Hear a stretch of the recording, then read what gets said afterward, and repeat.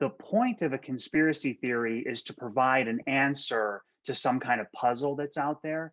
And therefore, it's actually really hard to challenge the conspiracy theory from a place of reason because they always have an answer that explains why their theory is actually correct. And so one of the things that some of the QAnon people do is when they start to hear sort of challenges to these things, one of the things they say is they just say, go back, do your own research on it, go back and look at the evidence and you'll see what we're talking about.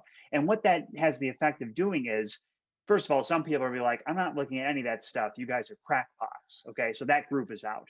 Then there will be some group of people that'll be like, okay, fine, I'll go look into it.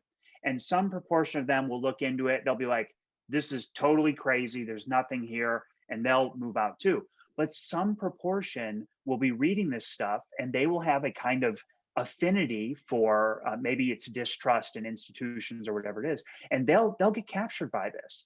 And the process of challenging people to do your own research actually like really grabs onto motivated reasoning, because once people are in there, they've got their sleeves rolled up, they're reading this stuff, they suddenly start to get a sense of empowerment by going through and looking at this. And so it's very hard to stop the spread of the issue. And remember, the thing about conspiracy theories, the problem is never that everyone's going to endorse it. The problem is that there's this small group of people that actually you can't get to stop endorsing it.